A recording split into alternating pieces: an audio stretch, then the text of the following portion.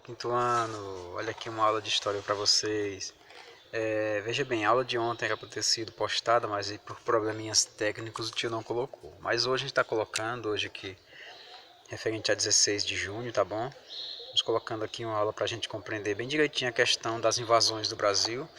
Essa aula é especial, porque vocês vão entender o assunto e vai facilitar muito na hora de você responder. Tá bom, pessoal? Assiste aí essa aula com seu orientador, seu papai, sua mamãe, que é para ficar mais fácil na hora de você responder a atividade, você pedir ajuda a alguém que assistiu a aula juntamente com você. Ok? Então, a gente está aí na página 39. Esse textinho da 39 e da página 40, eles vão ajudar você a responder as atividades seguintes. Que ela vai falar de quê? Essas páginas aqui vão falar das invasões. As invasões ao Brasil. Então, o nosso país sempre foi um país muito invadido por outros povos. O pessoal queria chegar aqui, queria achar tudo fácil e pegar e levar de casa, né? Levar daqui do Brasil, riquezas, né? Então, o pessoal sempre foi louco pelas riquezas do Brasil.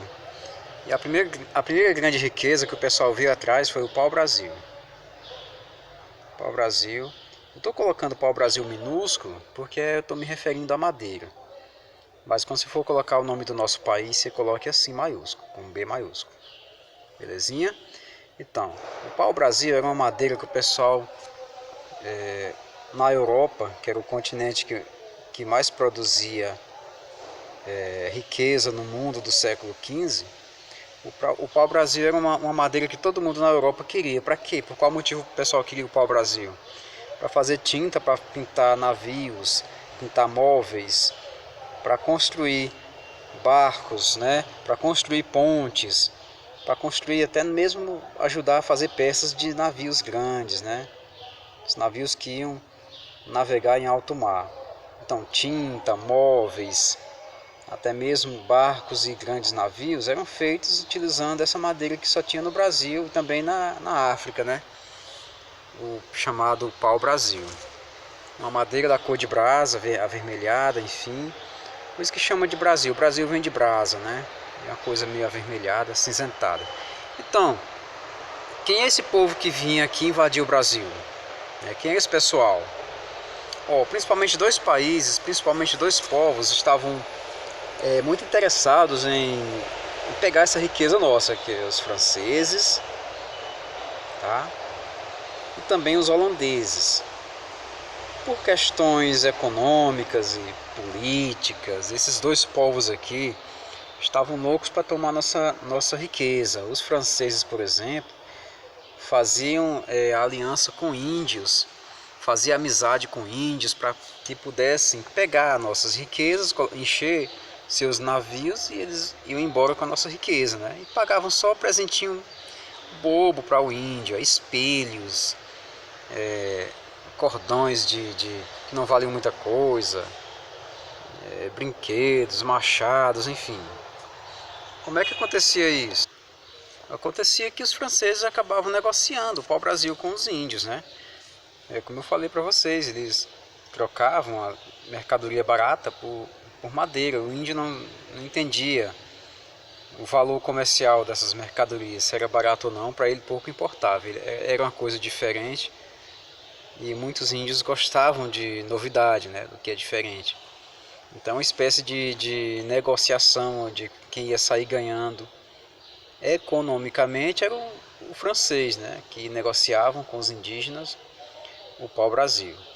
Os franceses, cansados de só negociar com os índios, queriam tomar um pedaço do Rio de Janeiro. Os franceses chegaram e queriam realmente fundar uma pequena colônia francesa no Rio de Janeiro, que eu coloquei RJ, que quer dizer Rio de Janeiro, tá, meus pequenos? Então os franceses resolveram invadir o Rio de Janeiro e fundar a chamada França Antártica. Olha o nome do país, olha o nome da região, né? França Antártica. Os franceses tinham maior interesse nessa região. Mas assim, logicamente que o governo português não ia permitir, né? E sendo que dessa forma, os franceses unem-se com os índios para tentar lutar contra os portugueses, que eram os donos do Brasil aqui. Olha só, os portugueses lutam pela expulsão, para expulsar os franceses. E os franceses unem-se aos indígenas, aos índios, né, na chamada Confederação dos Tamoios. Aí temos aqui o grupo dos franceses e índios na luta contra os portugueses. Então, quando falar em Confederação dos Tamoios, gente, compreendam que é só isso. A união entre franceses e índios para enfrentar os portugueses. Tá bom? Depois de muito diálogo, de muito quebra-quebra, enfim, de muita advertência dos portugueses, os franceses não queriam ir embora, né? Então foi o jeito de se pegarem. Em certo momento, os franceses foram obrigados a recuar. Então, olha só, somente no governo geral de Mendes Sá é que os franceses são expulsos do Rio de Janeiro. Quer dizer, esse governador geral aqui, ó, com a ajuda de seu sobrinho, Estácio de Sá, ele acaba expulsando os franceses do Rio de Janeiro. É uma das respostas dos próximos exercícios, tá bom, gente? Dos próximos exercícios do livro. Quem expulsou os franceses? Foi o Mendes Sá. Com a ajuda de quem? Com a ajuda de seu sobrinho, Estácio de Sá. A família tem esse sobrenome de Sá, né? Enfim. Acabaram expulsando os danados dos franceses. Queriam pegar de um jeito ou de outro o nosso Brasil, né? Só que por pintura do destino, vamos dizer assim, os franceses voltaram. Só que não voltaram mais para o Rio de Janeiro. Os franceses voltaram agora a invadir o Maranhão. Ah, professor, quer dizer que o Maranhão foi criado pelos franceses? Não, eles invadiram o Maranhão, que já existia, e que o Maranhão também pertencia ao governo português. Apesar de ser um estado grande, um estado diferenciado dos demais, até um certo momento o Maranhão quase que se une aí na balaiada para uma liberdade maior. A gente vai ver isso aí futuramente. Os franceses fundaram lá, eles tentaram fundar a França Equinocial. Só que para isso os franceses montaram um quartel-general lá no Maranhão, viu? Montaram um quartel-general lá no Maranhão que eles chamavam de forte. Aqui é o nosso forte, ninguém encosta, ninguém chega perto, não é?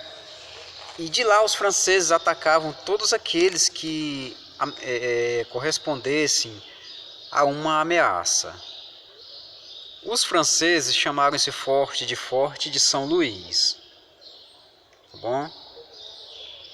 Isso quer dizer o seguinte, que ao redor desse forte de São Luís foi fundada a pequena vila que futuramente ia crescer tanto e ia se tornar a grande capital do Maranhão, a belíssima cidade de São Luís. Tá bom, pessoal? Então, só que mesmo assim os franceses foram expulsos novamente. De lá os franceses foram expulsos em 1615 e desistiram de tentar tomar o Brasil, né? Eles não vieram mais não.